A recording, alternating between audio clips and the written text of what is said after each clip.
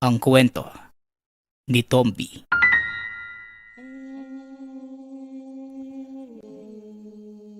Ang kwentong ito ay hango sa totoong buhay. Mula ito sa isa nating tagapakinig. Karanasan ito ni Joaquin. Walang eksaktong taon. Probinsya ng Capiz. Nang mga panahong ito, napagpasyahan ng magpinsan ni Joaquin at Biboy na umakyat sa malapit na bundok sa lugar. Napapabalita na sagana ang bundok na ito hindi lamang sa lupa at mga pananim, maging sa mga yamang tubig na matatagpuan doon, katulad ng sapa at talon. Patuloy lang ang dalawa sa paglalakad, hanggang sa lumipas ang ilang oras. Sa wakas, narating na magpinsan ang paanan ng bundok. Balak nila sanang akyatin yon para maligo sa talon at mag-camping na din sa tabi nito. Hanggang sa may natanaw silang nag-iisang tahanan sa lugar. Dumiretso sila doon at humingi ng may inom na tubig. Nauuhaw sa haba ng nilakad. Ngunit pagkarating pa lamang sa bakuran ng tahanan, parehong napalundag ang dalawa nang magtahulan ang mga aso. Kagad napaatras dahil ayaw tumigil na mga ito sa pagtahol at tila anumang oras maaari na itong sumunggab sa kanila. Nagmamadali silang lumayo ngunit nahinto nang makita nang lumabas ang isang binata mula sa loob ng tahanan. Magandang araw pare. Ang lakas palang tumahol ng mga aso mo, no? Nakakatakot. Parang mga agagat. Wika ni Joaquin. Pare, baka pwede naman kami makahingi ng tubig. Kahit isang baso lang. Wika naman ni Biboy. Hindi naman tumugon ang lalaki. Kaya nanahimik na lamang din ang magpinsan. Dali-dali namang pumasok ang binata sa loob para itali ang mga aso. Matapos yon, pinatuloy sila ng binata sa loob ng tahanan. Ngunit hindi naman mapakali ang dalawa dahil sa makahulugang titig. Nagbigay ng tubig at pagkain. Nagdadalawang isip pa si Joaquin sa pagtanggap.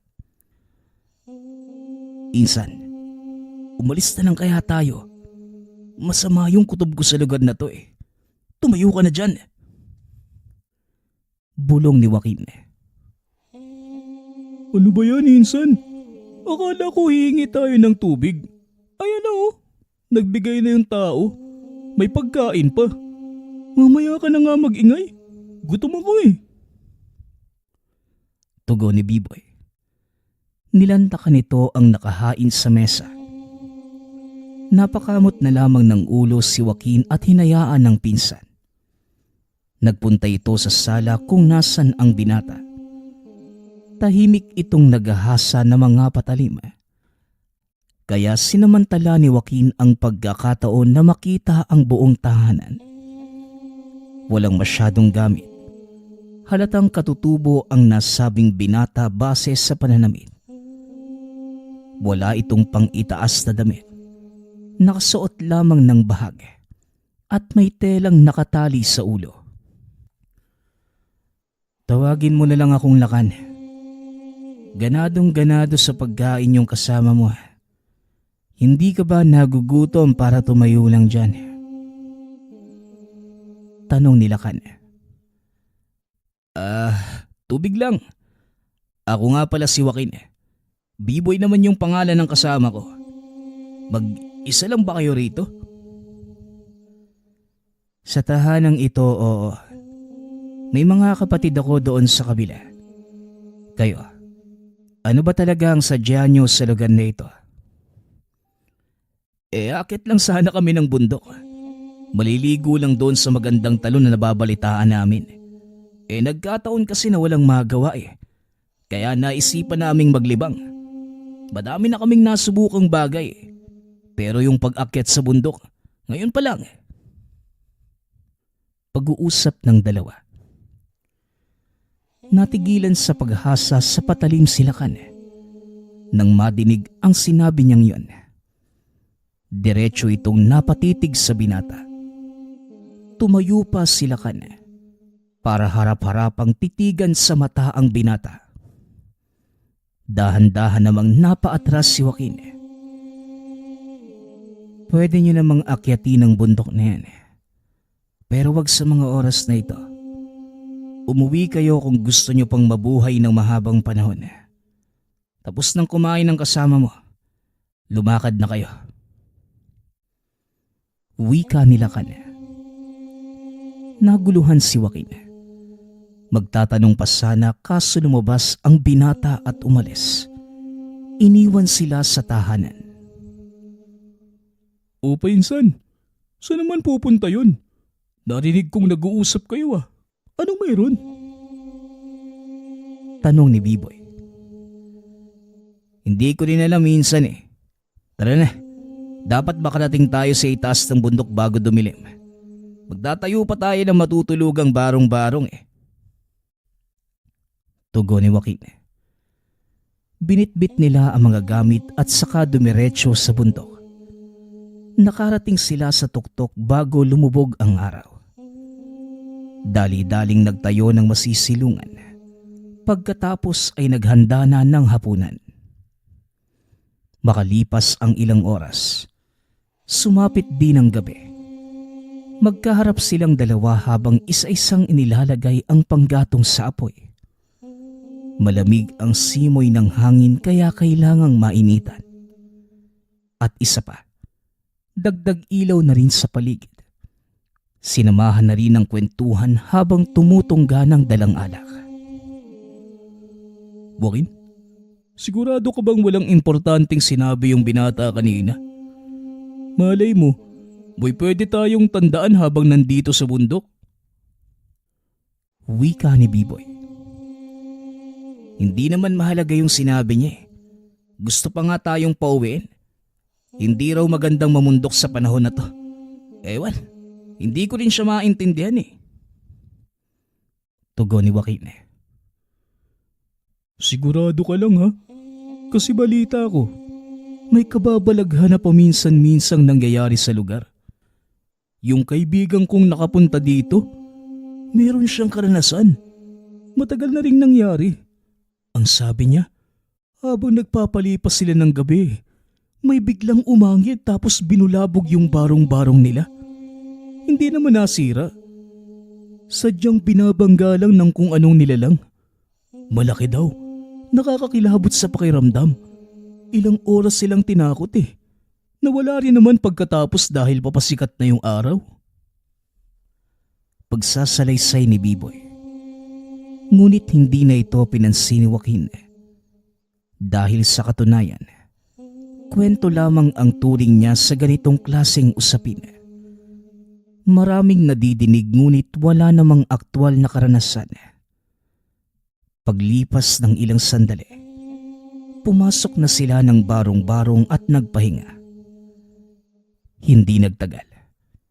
Naalimpungatan si Joaquin sa ingay ng paligid. Mahina lamang ngunit sapat na para magising ito. Kaagad sinilip ang labas ngunit walang nakita. Naguguluhan sa pinanggagalingan ng kaluskos. Pinakinggan itong mabuti. Nataranta na mapagtantong nagmula sa hindi pangkaraniwang nilalang. Dali-daling ginising ni Biboy dahil binabangga ng dumaraang nilalang ang barong-barong. Hoy, gising! Gising sabi! May halimaw sa labas. Tapos patulog-tulog ka lang, Biboy.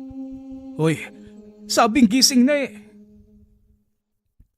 Aminin mo nga, may sinabi yung binata Ikaw talaga, Joaquin. Pinapairal mo kasi yung ugali mo Tignan mo ngayon. Sabay-sabay talaga tayong mamamatay dito. Tumahimik ka nga. Ano naman kung meron? Malay ko bang totoo yung sabi-sabi na yan? Malay ko ba kung totoo? Aswang hindi mo alam kung tunay o hindi? Lasing ka ba, insan? Sa ginagawa mong to pareho tayong mapapahamak eh. Kung alam ko lang na may sinabi yung binatang yon, hindi na ako tutuloy rito. Pagsisi ni Biboy. Hoy, baka nakakalimutan mong ikaw ang nag-aya. Huwag mo kong sisihin. Baka suntukin ko pa yung mukha mo. Tugon ni Joaquin. Natahimik ang dalawa nang madinig ang malakas na pag-angil ng nilalang. Sunod nilang namalayan ang paulit-ulit na pagdapo nito sa bubong. Hindi nagtagal bumigay din ang barong-barong. Ligtas namang nakalabas bago nawasak. Ngunit walang takas sa aswang nakaharap. Isang malaking itim na nilalang ang bumungad. Malakas ang nakakakilabot na huni. Nagsitakbuhan sila nang lumundag ito palapit. Hindi nakabalanse sa pagmamadali. Gumulong pababa ng bundok. Sinundan pa rin ng nilalang hanggang doon. Lintik na aswang na to. Hoy, ikaw na aswang ka. Lumayo ka. Kundi lalapit ko sa iyo yung apoy na to. Susunugin kita. Wika ni Biboy. Ibinida ang hawak na sulo. Tinangkapang ilapit sa nilalang. Natataranta nitong nilapitan si Joaquin. Nasa tabi ito at walang malay. Bata, hindi uubra sa aswang na yan ang maliit na apoy. Tumabi ka. Ako ang haharap dyan. Kapag nakatsyempo ka, kunin mo ang kasama mo at magpunta kayo sa bahay. Wika ni Lakan. Sa katunayan, kanina pa sila nito binabantayan. Hindi lang muna nakialam dahil gustong makita kung ano ang magagawa nila. Ngunit nang wala, saka lang ito sumaklolo. Ikaw na naman ang nilalang ka. Hindi ka na ba natuto? Bumabalik-balik ka pa rin para mambiktima. Tignan lang natin kung hanggang saan ang kaya mo ngayon. Wika ni Lakan. Mula sa likuran, dali-dali nitong hinugot ang sibat. Napaatras ang nilalang nang makita ito. Sinugod ng binata. Mabilis na nakaiwas ngunit nadaplisan. Lumipad pa ito ngunit bumulusok din kagad. Napasigaw na lamang dahil sa sakit. Mas lalong dumaing ng paliparin ang patalim at tumarak sa pakpak. Napunit ang bahagi dahil presahang kumawala. Napagapang na lamang. Hindi na makalipad kahit anong gawin. Akala ko malinaw na ang usapan natin noong nakaraang mga taon. Siguro, iniisip mo na nakalimutan ko na, no? O baka naman, naisip mo na patay na ako. O ikaw, buhay pa ako. At dahil bumalik ka ulit dito, nang biktima ka pa, sisiguraduhin kong patay ka sa akin. Wika ni Lakan. Hinugot niya ang nakatarak na sibat sa puno. Paulit-ulit na ibinaon sa katawan ng nilalang. Nagwawala ito habang nangingisay. Hindi tumagal. Binawian din ito ng buhay. Sa kabilang banda naman, hindi makapaniwala si Biboy sa nasaksihan. Humanga sa mabilisang pagbuksa ng binata. Gayon din si Joaquin na nagkamalay na ng mga sandaling yon. Oh, akala ko nakaalis na kayong dalawa. Nandyan lang pala kayo. Lumakad na kayo bago pa mabuhay ulit ang isang to. O baka magkataon na hindi ko kayo maprotektahan. Wika ni Lakan nang makita silang nakatayo lamang sa tabi. Dali-dali namang lumakad ang dalawa kahit masakit pa ang katawan. Dumiretso ang mga ito sa tahanan ni Lakan. Doon ito naghintay. Ilang oras ang lumipas bago makabalik si Lakan. Pagkarating nito, walang sali-salitang inasikaso ang sariling gawain. Sa dulong bahagi ng sala ito naupo, abalang-abala sa paglilinis ng dugo ang sibat. Tahimik na nakatingin sina Joaquin at Biboy. Umiiwas na lamang ng lingunin. Pangatlo na kayong sinabihan ko, pero ang titigas ng ulo. Lalo ka na. Siguro naman malinaw na sayo ang kinasangkutan nyo kanina. Na totoo ang aswang at isa ang nilalang na humahabol sa inyo. Sa totoo lang, hindi ko gusto ang enerhiya mo, bata. Sinasabi nito na wala kang pakialam sa mga babala. Tignan mo ngayon ang nangyari. Wika ni Lakan habang nakaturo ang hintuturo kay Joaquin. Pasensya na ho kayo, Manong. Sa syudad kasi lumaki yung pinsang kong yan eh. Hindi nakakaabot doon yung tungkol sa mga aswang-aswang. Hayaan niyo po. Ngayon na aktual siyang nakakita. Siguradong maniniwala na yan. Tugon ni Biboy. Malay ko bang totoo yung nilalang na yan? Ilang beses na kasi ako nakarinig. Pero wala naman akong nakita. Hindi nyo rin ako masisisi. Dagdag ni Joaquin. Tinapos lamang ni Lakan ang paglilinis ng sibat. Sila naman ang binalingan nito makalipas ang ilang sandali para mabigyan ng gamot sa tinamong galos mula doon sa bundok. Si Biboy sa kabilang banda, hindi napigilan ang sarili na magtanong. Manong, iniwan niyo lang ba yung katawan ng nilalang doon sa gubat? Tanong ni Biboy. Gusto ko ang enerhiya mo, bata. Matanong ka at masunurin sa anumang babala ng paligid. Sana pala ikaw ang sinabihan ko kanina.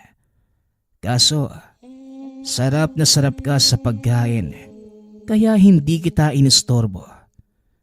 Gusto mong malaman kung ano ang nangyari sa katawan ng aswang? Bakit naman? Tugon ni Lakan. Gusto ko lang naman malaman. Pasensya na sa maraming tanong ha. Yung sibat po ninyo, anong klaseng bakal yung talim? Kakaiba po kasi tapos nakita ko kung paano natakot yung aswang kanina. Natawa si Lakan sa likas na kuryosidad ng binata. Kahit na ganon, hindi sinabi ang tungkol sa sibat. Iniba ang usapan hanggang sa nakalimutan. Nagpahinga na rin pagkatapos. Kinabukasan, maagang umalis ang magpinsan para balikan ang bundok. Naroon ang lahat ng kagamitan. Nagbabaka sakaling meron pang makuha. Pagkarating doon, napahugot na lamang ng hininga dahil halos lahat ay nasira na. May iilan na magagamit pa naman, ngunit kinapitan na ng lupa at nangangamoy. Ano ba ito? Napakabaho. Hindi naman siguro ito yung inihain mo kagabi, no? Bakit ganito na? Tanong ni Biboy. Nagtataka ito. Itinapon ang binitbit na lagayan ng tubig sa sobrang sama ng amoy. Pati ang gamit sa pagtayo ng barong-barong ay mabaho din. O itong baunan pwede po. Kinapitan lang naman ng lupa. Huwag ka nang mamili dyan, baka kung anong nilalang yung umihi sa mga yan kaya nangangamoy. Wika ni Joaquin. Talaga ba? Di ngayon naniniwala ka na. Ang sabi ko naman kasi sa'yo, totoo yung mga aswang. Di ko nga rin akalain na magkakatotoo yung sinabi ng kaibigan ko eh. Naranasan ko rin yung karanasan niya noon pero mas malupit yung sa atin ngayon. Akalain mo Kamuntikan pa tayong patayin. Sandali nga, tapatin mo ko.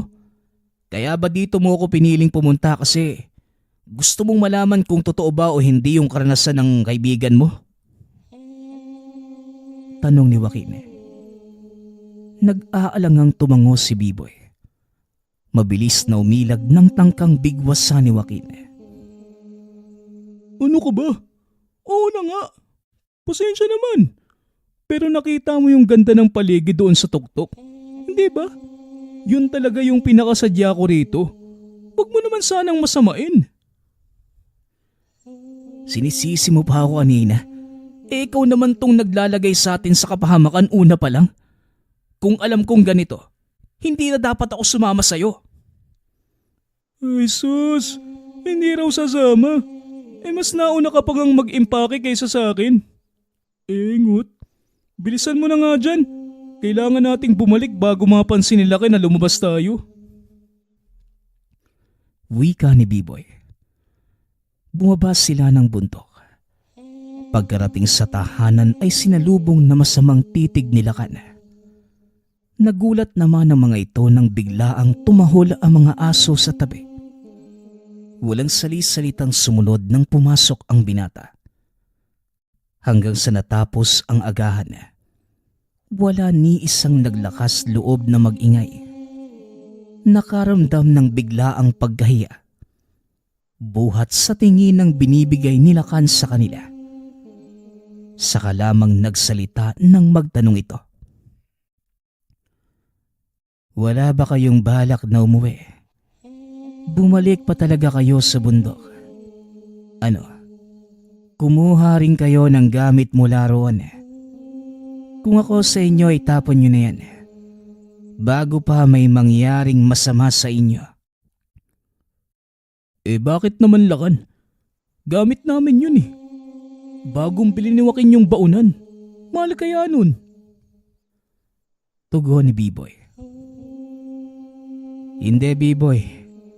Mas mahal ang buhay nyo. Matapos magiba ang barong-barong kung saan-saan tumatalsik ang laway ng aswang.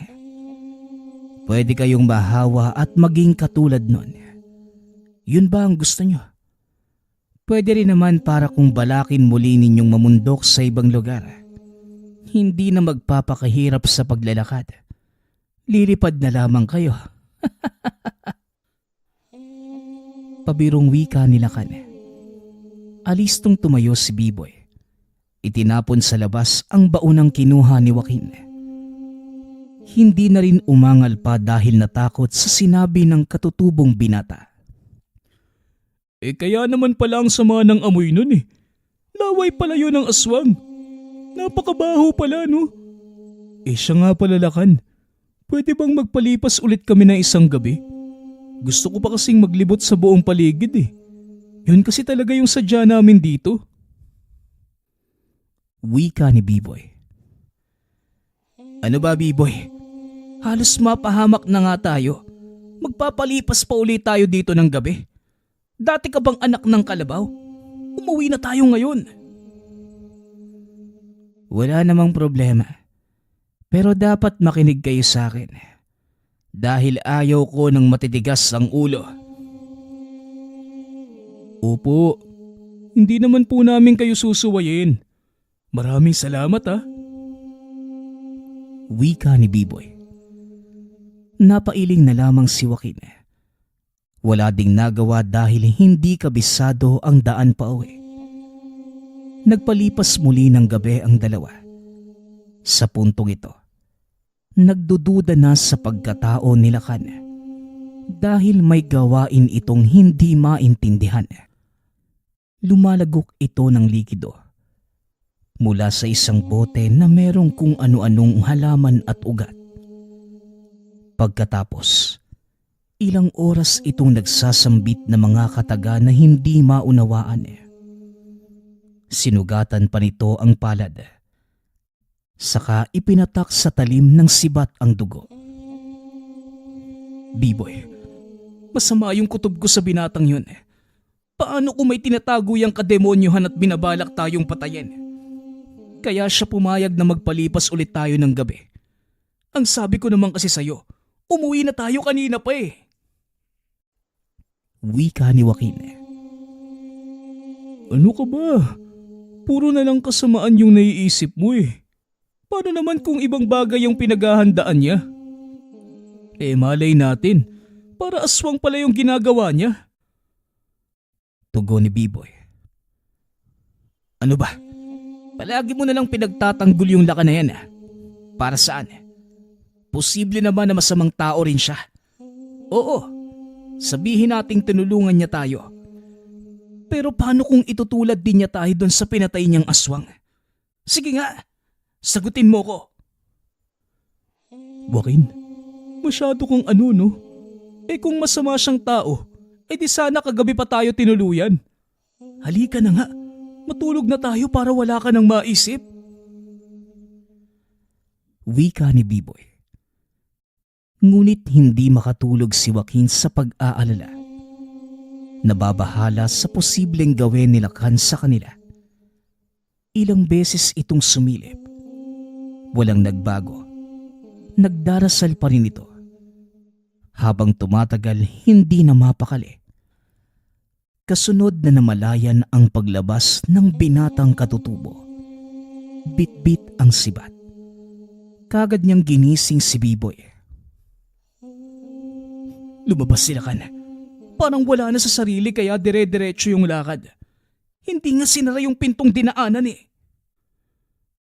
Ay naku, yan lang ba yung sasabihin mo pagkatapos mo kong gisingin? Bakit naman? Natutulog yung tao. Masyado ka nang nangingelam sa buhay ng iba eh. Kalalaki mong tao, ganyan ka? O ba't loko to ah? Bahala ka nga. Aalis na ako ri. Hindi na ituloy ni Joaquin ang sasabihin nang madinig ang malakas na pagdaing. Dali-dali silang lumabas para makiusisa at namataan. Sa hindi kalayuan sila kan. Meron itong nilalang na tinutugis. Tumatakbo habang isinasaksak ang dalang sibat. Uuwi na talaga ako. Tignan mo, nawawala na siya sa sarili oh. Siya lang naman yung nandyan pero umaaktong may hinahabol. Eh baka naman meron talaga. Maraming bagay na hindi natin alam kaya wag mong isipin na nababaliw siya. Eh alangan namang galing din sa kanya yung nakakakilabot na sigaw. Tugon ni B-Boy. Ilang sandali pa. Nagulat na lamang sila nang makita ang aswang.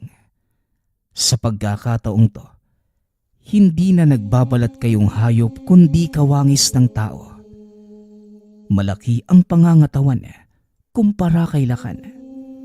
Mabilis ang kilos at nawawala na lang bigla. Lilitaw din paglipas ng mga segundo sabay atake sa binatang katutubo. Pinanonood nila ang pangyayari.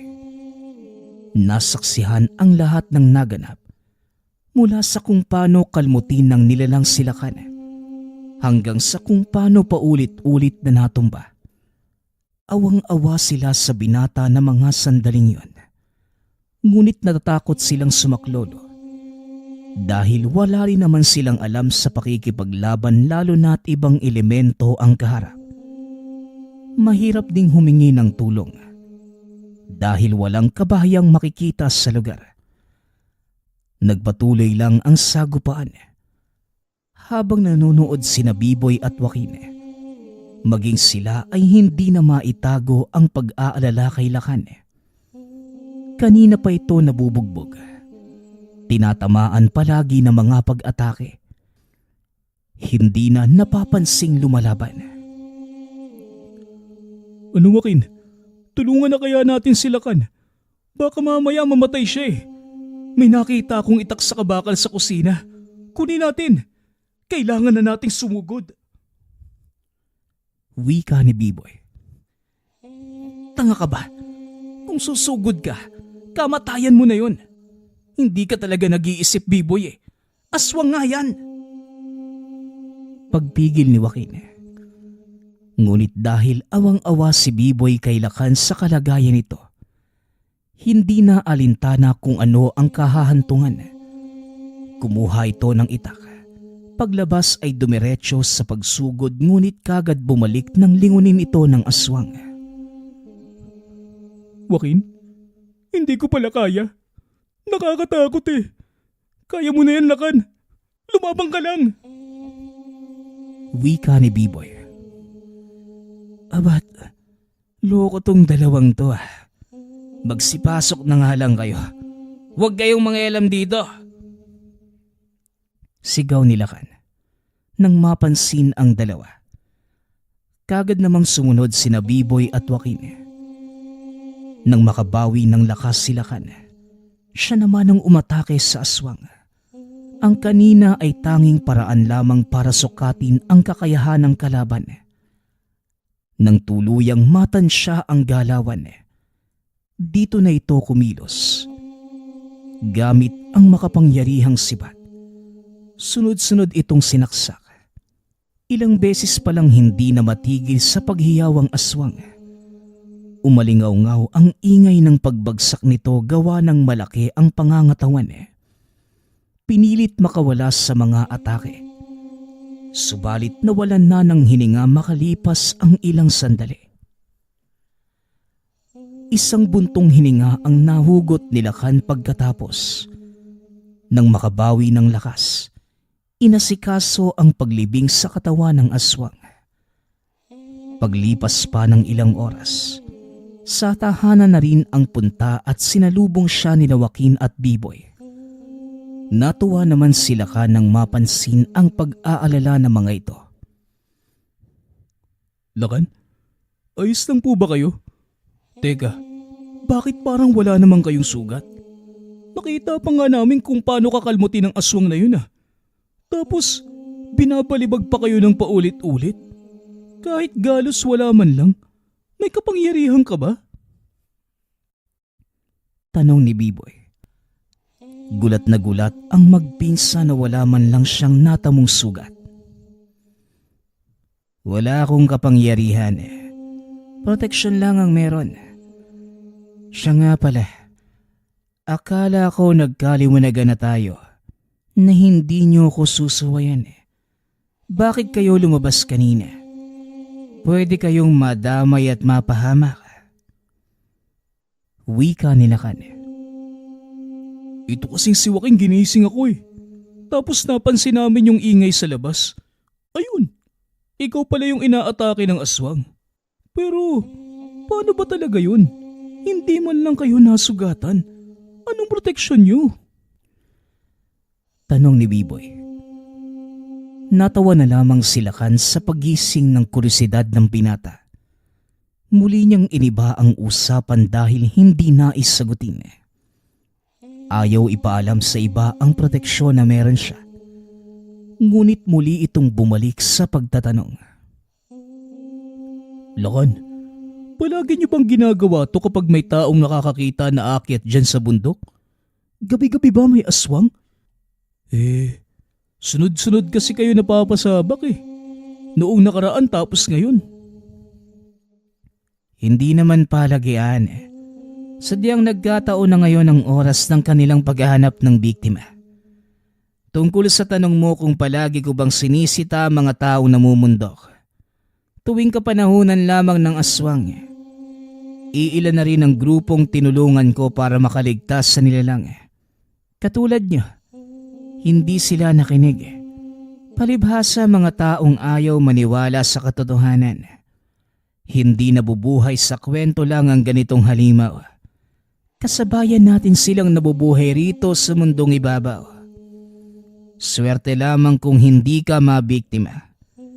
Pero kung binalas ka nga naman, tapos wala kang alam sa pakikipaglaban, mapapatay ka lang talaga. Yung talim nga po ng sibat nyo, anong klaseng bakal yun? Nabibili pa sa tindahan? Ibibili ako para may panlaban sa aswang. Ang pinakamabisang paraan para makaiwas sa ganitong klase ng sitwasyon, kapag may nagbigay ng babala, sundin na lamang lalo na kung dayo ka sa isang lugar. Huwag pairali ng ugali dahil minsan dyan napapahamak. Walang mawawala kung susunod. O mas mabuting wag na kayong mamundok. Sa bahay na lang matulog buong maghapon. Wika nila kan. Pareho silang natawa sa huling sinabi nito. Itinigil na rin ang usapan para makapagpahinga. Kinabukasan, maaga pa lamang gumising na sina Biboy at Joaquin para tumulong sa gawaing bahay bago magpaalam. Magsisilbi itong bayad sa kanilang panunuluyan at pagbuwis buhay nila kan para lamang mailigtas sila. Ang binatang katutubo na rin ang naghatid sa kanila hanggang sa sakayan, pabalik sa pinanggalingang probinsya. Ang karanasang ito ang gumising kay Joaquin sa katotohanan na merong aswang sa totoong buhay, na dati ay inaakala lamang na usap-usapan at kwentuhan, at ang ugaling pagbabaliwala sa babala ng paligid. Natutunan ang lahat ng ito sa maikling panahon lamang. Kaya matapos ang tagpong yun, hindi lamang ito ang unang beses na pumunta sila sa lugar. Maraming beses silang nagpabalik-balik. Itinatanong kung anong proteksyon meron sila kan. At sa wakas, makalipas ang ilang beses na pagpabalik-balik sa lugar, sinabi din nila kan ang kanyang sikreto sa dalawa. O sige, total napakakulit niyong dalawa. Ang sikreto ko, ginagabayan ako ng diwata ng bundok. Simple lang ang tungkulin ko. Balaan ang mga maliligaw na mga tao sa paligid sa banta ng mga nilalang at elemento. At ang sibat na ito, mula ito sa kanya. Kaya epektibo itong panlaban. Ngayong alam nyo na ang sikreto ko. Aasahan kong sa inyo lamang ito at hindi na makakarating sa iba. Maliwanag ba? Dahil kung hindi, kayo ang isusunod ko sa mga napatay ko ng aswang.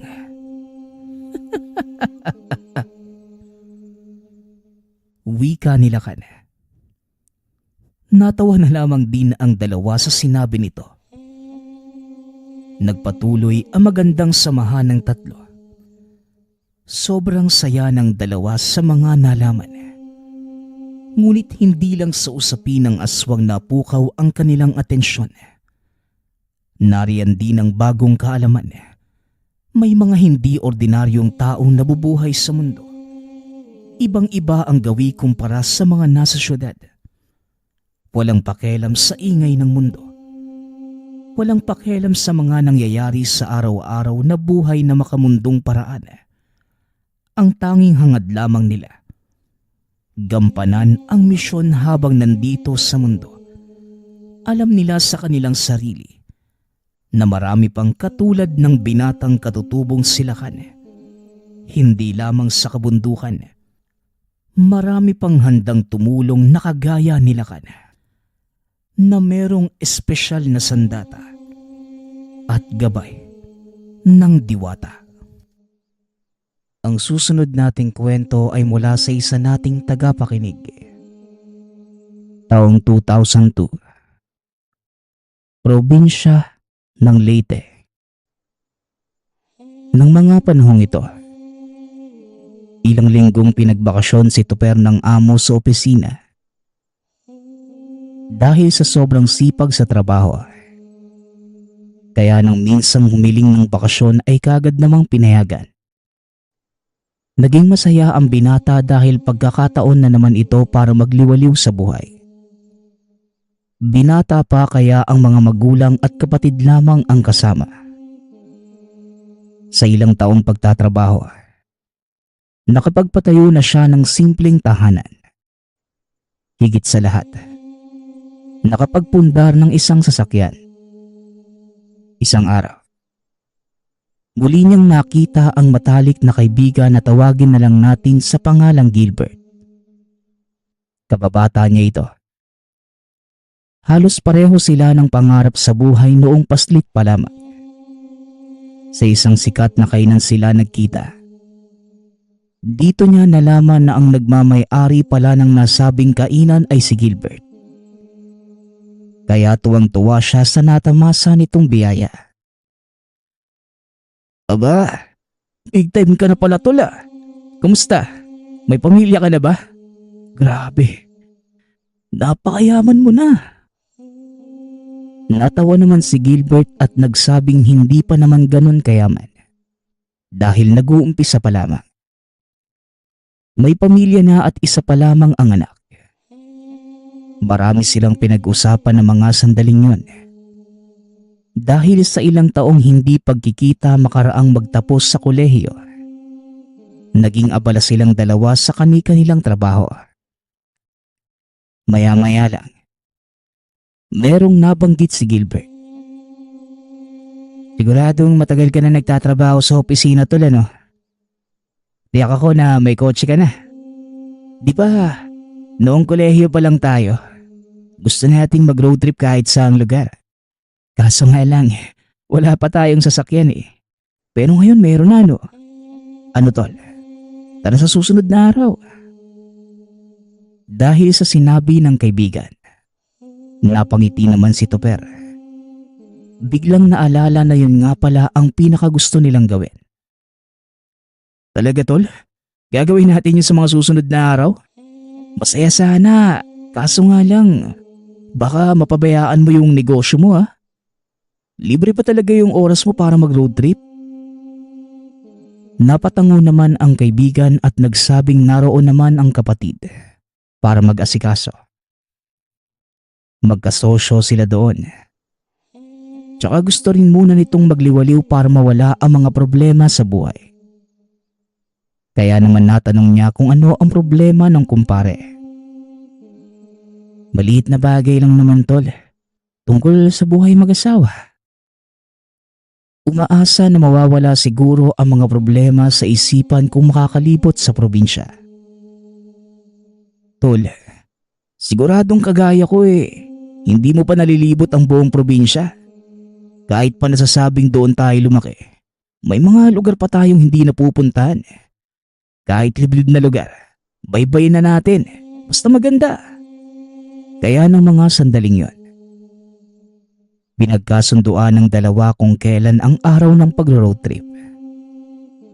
Nakwento ni Tupper sa kapatid na si Samantha ang plano nilang magkaibigan. Pero nagulat siya nang meron itong sabihin sa kanya. Talaga kuya? Pati maliliit na pamayan ang pupuntahan nyo? Naku, yung pinsan ng kaklase ko, nawawala matapos magpunta sa liblib na lugar. Mamimiesta sana pero hindi pa nakakauwi magpahanggang ngayon. Maraming haka-haka ang nabuo na baka yung pinsan ng kaklase ko. Kinuha ng mga aswang. Napailing na lamang si Tupper at sinabing hindi yun totoo. At kung tunay man, para saan pa ba ang sasakyan kung hindi mo ito gagamitin? Mas nakakapanabik nga yung ganun eh. Nandyan naman yung kotse para takasan sila. Pero papatunayan ko sa yung gawa-gawa lang yun. Eh paano ba naman kasi? Hindi maangkin ng gobyerno mga lupaing yun. Kaya gumagawa na lang sila ng kwento para manirang pure. Eh nagtagumpay naman sila. Dahil kalat na ang chismis. Gusto ko lang magsaya Samantha. At pwede ba? Huwag mo na akong pigilan. Baka ikaw lang rin yung naninira at gumagawa ng kwento eh. Makailang ulit pa itong pinigilan ng kapatid. Pero hindi siya nagpaawat dahil buo na ang plano. Nakarating din ito sa mga magulang. Pumayag naman ang mga ito ngunit nagbigay ang ama ng pangontra. Isang uri ng kahoy na merong orasyon. Proteksyon ito laban sa masasamang elemento. Para kay Tupper, wala namang masama kung maniniwala. Kaya dadalhin niya ang bigay ng ama. Hanggang sa sumapit ang araw na pinag-usapan ng magkaibigan. Nagpresenta ito na yung sasakyan na lamang ang gamitin sa road trip. siya na lamang ang magmaneho. Pumayag naman ito sa gusto. Noong araw na aalis na silang dalawa ay nakita ni Topper ang reaksyon ng mukha ni Samantha. Labis itong nag-aalala sa kuya. Yung mga alam nilang lugar ang una nilang nilakbay. Yung maraming pasyalan. Natuwa sila sa ganda ng tanawing nakikita. Kagaya ng mga parke, peryahan at malinis na dagat. Pagsapit naman ng tanghali, kumain pa sila sa isang sikat na kainan. Pagkatapos nito nagpatuloy sila sa pagbiyahe. Hanggang sa inabot na ng pagtatakip silim. Medyo liblib na ang lugar na kanilang napupuntahan. Kakaunti na lamang ang mga kabahayan. Mas maraming bakanting lote at malawak na damuhan. Maya-maya pa, nakakita sila ng usok sa hindi kalayuan. Mas maraming puno roon. Pero may maliit na semento na nagsisilbing daanan ng mga sasakyan. Nang makalapit sa usok, napag-alaman nila na meron palang mga nag-iihaw na residente doon. Mga karne na malalaki ang hiwa. Kaya sa palagay nila, baka may nagdiriwang ng karawan. May mga nag-iinuman pa at tumutugtog ng gitara. Marami ring nakahapag sa mahabang mesa. Lahat ay mukhang masasarap na putahe. Nang lagpasan nila yon ay wala na ulit ang mga bahay. Ilog na lamang at malalawak na bakanting lote. Hanggang sa mapamura si Topper sa napansin. Muli silang bumalik sa lugar na merong naghahanda. Hindi ba dumaan na tayo rito? Namumukhaan ko yung mga tao eh. Sila pa rin yan. Ano kaya yun nangyari? Teka, bakit ka nagbumura tol? Isa lang ang ibig sabihin nito. Maaring hindi ordinaryong tao mga yan. Pinaglalaruan nila tayo. Kailangan baliktarin natin yung mga damit natin. Kitang-kita ang pamumutla ng kaibigan. Kaagad nilang binaliktad ang suot at sinubukang bumalik sa pinanggalingan. Pero ilang beses na nila itong ginawa. Ngunit nagpapabalik-balik lamang sila doon sa lugar. Nakita nilang nakatingin na sa kanilang direksyon ng mga tao. Hindi kumukurap ang mga matang nakatanaw. Alam nilang may mali sa mga ito. Kaya pinaharurot na ni Topper ang sasakyan. Ngunit laking dismaya niya dahil makalipas lamang ang ilang minuto. Wala pa ring pinagbago. Nang mga sandaling yon masama na ang tingin sa kanila ng mga tao. Lahat ay huminto na sa ginagawa at sa kanila na lamang nakatuon. Nakita nilang papalapit sa kinaroroonan ang isang matandang lalaki. Normal naman ang itsura sa unang tingin. Pero ang bagay na labis nilang kinakatakutan. Nang makita nilang nanlilisik ang mga mata nito. Pero mas pinili nilang huwag matakot. Hinintay na makalapit ang manok. Hanggang sa maya-maya lang. Meron itong sinabi sa kanila na hindi naman marinig dahil nakasara ang bintana. Kaya ang ginawa ni Topper, binuksan niya ito. Nakita naman niyang umaalma si Gilbert sa ginagawa. Pero sinabi niyang tatagan lamang ang loob kahit alam nila ang katotohanan. Nang mabuksan ang bintana, dito nila naintindihan ng matanda. Abay, naliligaw ba kayo? Gabi na. Kung ituturo ko sa inyo yung tamang direksyon palabas sa lugar na ito, baka umaga na kayo makauwi. Kung ako sa inyo, buwaba muna kayo dyan mga iho at saluhang kami sa aming handa. Alam kong nagugutom na kayo. Kaya nagkatinginan ang dalawa. Ilang saglit pa ay nagsalita si Topper. Ay, hindi na po manong. Tapos na po kaming kumain kanina eh. Mas maganda po siguro kung ituturo nyo sa amin yung daan para makauwi na kami. Kahit umabot pa ng kinabukasan. Hindi na nagsalita ang matanda pero halatang nagalit sa kanilang pagtanggi. Mas lalong nanlisik ang mga mata at sa hindi malamang dahilan. Meron itong sinasabi na hindi nila naintindihan. Langhap nila ang mabahong amoy ng bibig na matanda. Tila imburnal. Kaya pinaharurot na nito perang sasakyan. Ang buong akala ng dalawa ay nakalayo na sila. Dahil narating na nila ang palatandaan kung saan malapit ang kanilang baryo. Pero makalipas lamang ang ilang minuto, laking panlulumo nila nang bumalik sila sa tinatakasang lugar. Nang mga sandaling yon, nakaabang na ang mga tao sa kalsada. Hinihintay sila at labis silang kinabahan nang makita ang mga itong may hawak na mahabang patalim. Naroon pa rin ang matanda at kitang-kita na tumutulo na ang laway. Kumpirmado nila. Impakto ang mga ito. Kaya yung isang lalaki na nakaharang ay sinagasaan nila.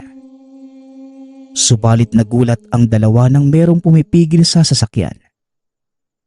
At nang tignan nila, nakita nila ang isang malaking aso sa harapan at pinipigilan ang pag-andan nila.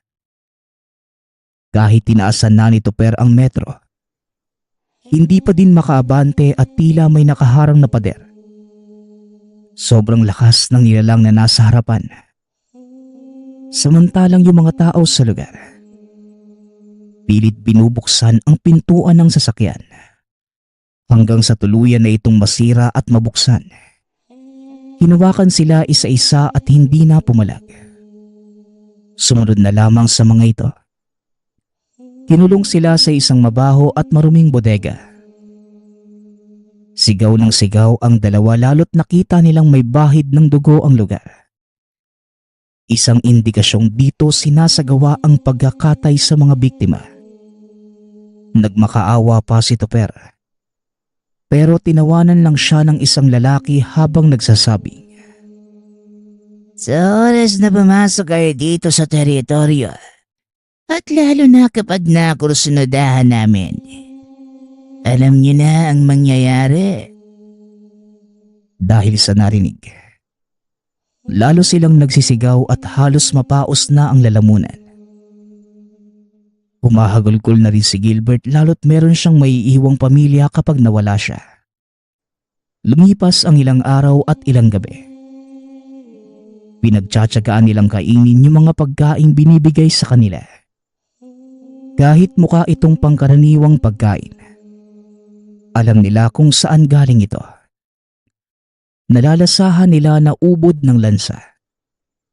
Kaya may pagkakataong isinusuka lamang nila ito. Wala naman silang magagawa kundi ang kainin dahil merong nagbabantay sa kanila. At sa oras na hindi nila maubos, nagbabanta itong sa araw na yon ay kakatahi na sila ng buhay. Balansang tubig din ang binibigay na inumin sa kanila. Ngunit kapag wala na ang mga ito, tinatapon nila at nagtitiis na lamang sa uhaw. Kapag hindi na kaya, mismong ihi na lamang nila ang kanilang iniinom. Ganyang kahirap ang naging sitwasyon na magkaibigan. Tinatagan na lamang nila ang sikmura para mabuhay. Lalo pat isang buwan na rin silang nakakulong sa lugar. Nagtataka nga si Tupper kung bakit hindi gumana ang proteksyong bigay ng ama. Maaaring malalakas na itong uri ng elemento, kaya hindi na tinatablan. Ang sabi pa ng isang lalaki, 1 linggo na lamang ang itatagal ng buhay lalo't wala na silang ibang nabibiktima sa loob ng 1 buwan. Sawa na rin ang mga itong kumain ng karne ng hayop. Dito na sila naalarma at nag-isip ng posibleng paraan para makatakas. Hanggang sa isang gabi, isa na lamang ang nagbabantay sa kanila. Hindi alam kung saan nagpunta ang iba. Nang hatiran sila ng pagkain ng bantay, wala itong kamalay-malay na may hawak palang pamalo si Gilbert. Hinampas niya ito sa batok at kagad humandusay. Kagad silang nakalabas at tumakbo palayo sa lugar. Hanggang sa merong tumawag sa kanila. At nang lingunin yun ng dalawa. Kasamahan pala ito ng mga nagkulong sa kanila. Naroon pa ang sasakyan ngunit hindi nila alam kung merong kargang gasolina. Naalala nito pero na puno pa ito. Nasa kanya pa ang susi kaya sumakay silang dalawa. Nakita nila sa salamin na wala na yung mga taong humahabol. Pero may mga naglalakihang aso silang nakita at tumatakbo papalapit sa kanila. Mas binilisan nito per ang pagpapaandar. At sa awa ng Diyos, nakauwi naman silang ligtas. Umiiyak sa tuwa ang mga magulang at kapatid dahil isang buwan na din silang naghahanap. Nakwento nito per sa mga ito ang naranasan. Labis ang pangamba na baka balikan sila ng kaibigan. Pero may sinabi ang ama na si Mang Pilipo tungkol dito. Huwag ka nang mag-alala anak. Hindi na kayo babalikan. Ilalapit ko ito sa may alam para kung sakali meron silang kalalagyan. Ikaw naman kasi anak. Dapat kasi hindi na kayo tumuloy. Dapat sa mga pasyalan na lang. Nang sa ganun hindi sana ganyan ang sinapit niyo. Kaya paikot-ikot lang kayo sa lugar. Isa yan sa kanilang pamamaraan para maligaw kayo. Hindi na kayo makalayo. Meron silang orasyon na ginawa. Mabuti na lang sa gabing ito ay nakatakas kayo. Kung hindi, baka habang buhay na kayong hindi makikita. Kaya ng mga sandaling yon, nanatili muna si Gilbert sa tahanan nila Tupper. Tumawag na lang siya sa mag-ina sa telepono para sabihin na ligtas ang kalagayan. Dinig pa niya sa kabilang linya ang pag-iyak ng pamilya dahil sa tuwa. Nang mga sumunod na araw ay nagpatawag na ng albularyo si Mang Pilipo. Nagsagawa ito ng ritual para sa magkaibigan. Matapos yon, merong pinagtapat sa kanila ang manggagamot. Isa silang tribo ng aswang na kung tawagin ay tamdengan. May kakayahan silang manligaw ng tao kapag napadpad sa kanilang teritoryo. Malakas silang nilalang at ang namumuno sa kanila ay may kakayahan sa ganoong uri ng pamamaraan. Hindi rin umuobra sa kanila ang pangkaraniwang pangontra dahil sanay na silang tumanggap ng pinsala at hindi gaanong nasasaktan. Yon ang dahilan kung bakit hindi gumana ang gamit na binigay sa iyo ni Mang Pilipo, Tupper. At kung mapapansin ninyo, kahit pa binaligtad na ninyo ang inyong mga damit, wala pa rin nangyari. Sinabi ninyo, di ba? Isang buwan na rin kayong kumakain ng kanilang pagkain. Tama nga kayo sa inyong pagdududa. Pagamat ordinaryong pagkain ng inyong nakikita, siguradong laman yon ng tao. Pero huwag kayong mabahala dahil wala naman itong yanggaw. Kung meron man, matagal na sana kayong naging kaori nila dahil sa matagal ninyong pagkain. Dahil sa narinig, halos bumaliktad ang sikmura ng dalawa. Hanggang sa merong inutos ang albularyo kay Mang Pilipo. Ayon dito, magtimpla ng 2 basong kalamansi. Pagkatapos magtimpla, merong pinatak ang manggagamot sa 2 baso. Isang uri ng langis na nakaslid sa maliit na botelya. Pinainom ito sa 2. Pinaliwanag naman ng manggagamot kung para saan yon. Ayon dito, pampatanggal ito ng mga basura sa katawan. Malalaman rin nila ang tinutukoy niya sa mga susunod na araw at mangako na wag silang magugulat. Bukas, Tupper, dalhin mo ko sa lugar ng mga aswag. May kamera ka, hindi ba? Kunan mo yon at ibigay sa akin at iimprenta ang litrato. Ibibigay ko yon sa taong merong alam sa pambabarang. Ayokong pumatay ng tao. Dahil kahit papano ay ganun pa rin ang mga aswag. ipapasa ko na lamang ang trabaho sa kaibigan ko. Dati din itong albularyo pero tumuklas ng kaliwang aral. Mahabang panahon din bago niya natutunan. Ngunit ginagamit niya lang ito para pumatay ng masamang elemento. Sige po Manong, dadalhin ko po kayo sa lugar. Sana maalala ko pa po. Susundin ko po yung mga sinabi ninyo. Kaagad na nagpaalam ang manggagamot makaraang bigyan sila ng proteksyon sa kanilang tahanan. Ang mga bagay na yon ay nakalagay sa sako. Pagbatak ng hating gabi, hindi sila pinatulog ng mga huni ng tiktik. Malakas ito kaya ibig sabihin ay nasa malayong distansya. Hindi makalapit dahil sa proteksyon sa kanilang bakuran. Tumagal ang ingay hanggang sa oras ng 3:00 na madaling araw. Pero makalipas nun, doon na lamang nawala ang ingay. Nang sumunod na araw, dito nalaman ni Tupper at Gilbert ang resulta ng pinainom sa kanila ng albularyo. May lumabas sa dumi nila na halong buhok at kuko ng tao. Meron pang itim na likido.